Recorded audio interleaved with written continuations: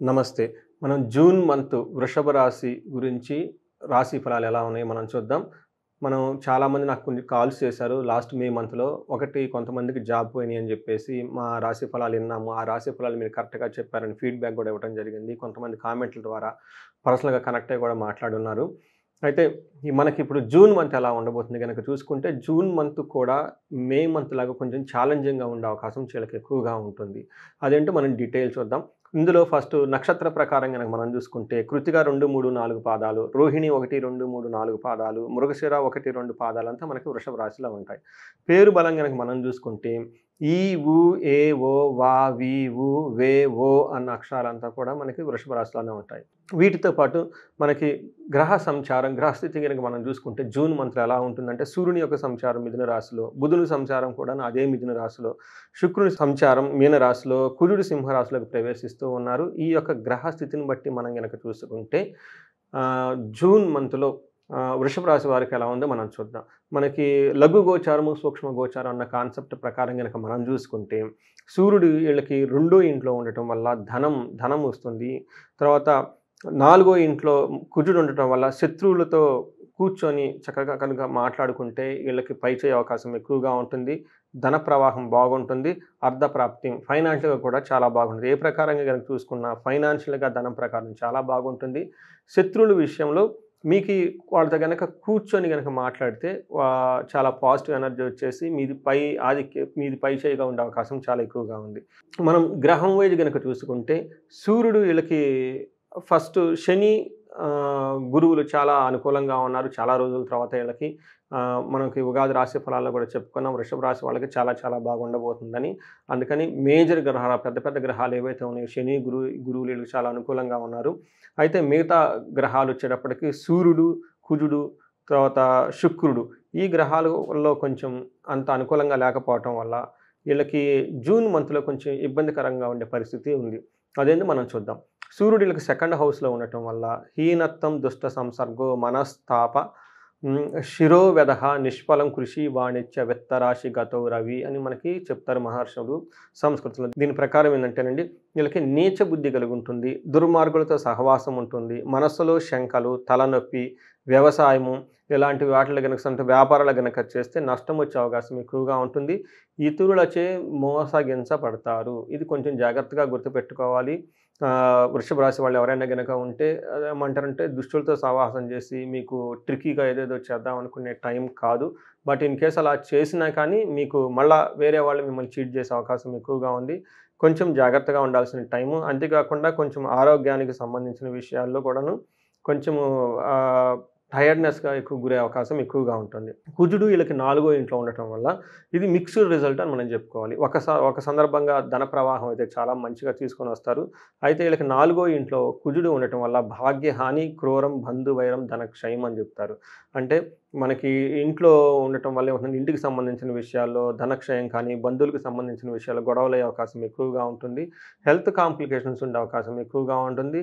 సంతాపం, మీకు తెలిసిన వాళ్ళకి వల్ల ఇబ్బందులు రావటంతో మీరు వాళ్ళని చూసి ఇబ్బందికి గురయ్యే అవకాశం చాలా ఎక్కువగా ఉంటుందనమాట.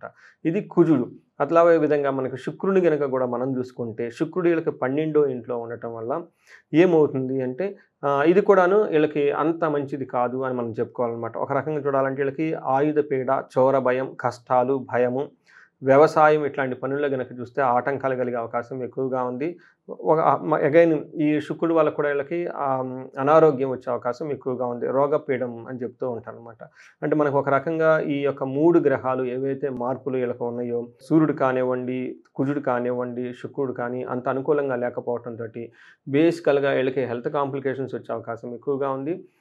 ఏదైనా గనక పని చేస్తే అందులో సరైన రిజల్ట్ రాకుండా ఫ్రస్ట్రేషన్ అయ్యే అవకాశం ఎక్కువగా ఉందని మనం చెప్పవచ్చు. ఇది యొక్క 3 గ్రహాలు.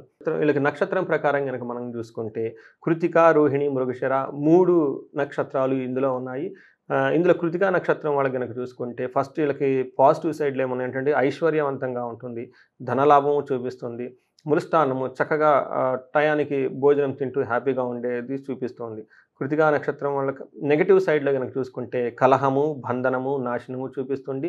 ఏదో ఒక పనిని వీళ్ళు అనుకున్నది విధంగా కాకపోవటంతోటి అప్‌సెట్ అయ్యే అవకాశం ఎక్కువగా ఉంటుంది. తద్వారా గొడవలు పడే అవకాశం ఎక్కువగా ఉంది. బంధించబడినట్లుండే సిట్యుయేషన్స్ ఎక్కువగా ఉంటుంది. రోహిణి నక్షత్రం వాళ్ళకి ఐశ్వర్యవంతంగా ఉంటుంది. సంపదలుంటాయి. ధనలాభము చూపిస్తుంది. అయితే ఈళ్ళకి నాశనము, కలహము 2 చూపిస్తున్నాయి. ఏదో ఒక పనిలో డిస్టర్బెన్స్ అయ్యి అది అనుకున్న విధంగా కాకపోయే అవకాశం ఎక్కువగా ఉంది. ఏదైనా ఇంపార్టెంట్ పనులుంటే అలా గనక ఉంటే నిరుత్సాహపడకుండా మళ్ళా రీషెడ్యూల్ చేసుకొని రీవర్క్ చేసుకోవాల్సిన టైము అయితే ఉంది. తర్వాత వీళ్ళకి గొడవలు కూడా అయ్యే అవకాశం ఎక్కువగా ఉంది. మృగశిర నక్షత్రం వాళ్ళకి కొంచెం ఛాలెంజింగ్‌గా ఎక్కువగా ఉంది. వీళ్ళకి ఐశ్వర్యవంతంగా ఉంటుంది. ధనలాభము చూపిస్తుంది. అయితే వీళ్ళకి ఛాలెంజింగ్‌గా గనుక చూసుకుంటే మృత్యు భయము, నాశనము, కలహము చూపిస్తూ ఉన్నాయి. అంటే ఇక్కడ మృత్యు భయం అంటే మనకి సినిమాల్లో చెప్పేది కాదండి. మృత్యు భయం అంటే మీరు ఇంతకుముందు స్టార్ట్ చేసిన ఏదైనా పని కానీ ఏదైనా ఉంటే అది మధ్యలో ఆగిపోయే అవకాశం ఎక్కువగా ఉంటుంది. దీన్ని మృత్యు భయము ఇలా ఆగిపోయి ఉంటుందేమో అని ఎక్కువగా భయపడుతూ ఉంటారు. దీన్ని మృత్యు భయం అంటారు. తర్వాత కలహము, నాశనం గూడా చూపిస్తూ ఉంది. అంటే ఈళ్ళకి వృధాగా గొడవలయ్యే అవకాశం ఎక్కువగా ఉంది. అనుకున్న పని ఏదో ఒకటి సరైన రిజల్ట్ రాక, ఆ పనిని టోటల్‌గా మీరు చేయలేక వదిలేసే పరిస్థితి కనిపిస్తూ ఉంది.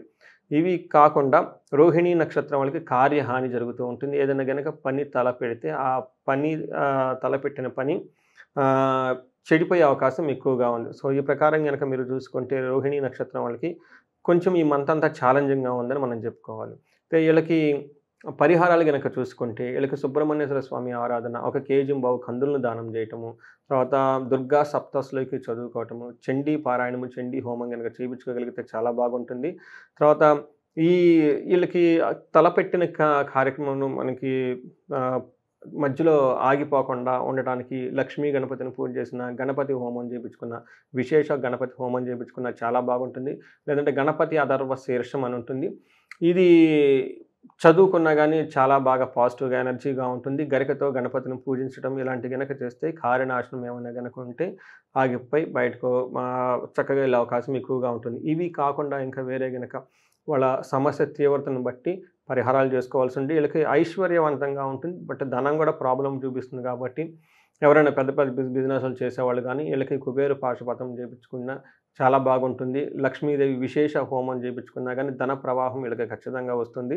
అంతేగాకుండా వీళ్ళకి ఏదైనా గనక కలహము, గొడవలు గనక అంటే కోర్టు కేసులు కానివ్వండి, లేదంటే లిటిగేషన్స్ ఇలాంటివి ఉంటే చండీ పారాయణము, చండీ హోమం చేపించుకుంటే చాలా బాగుంటుంది.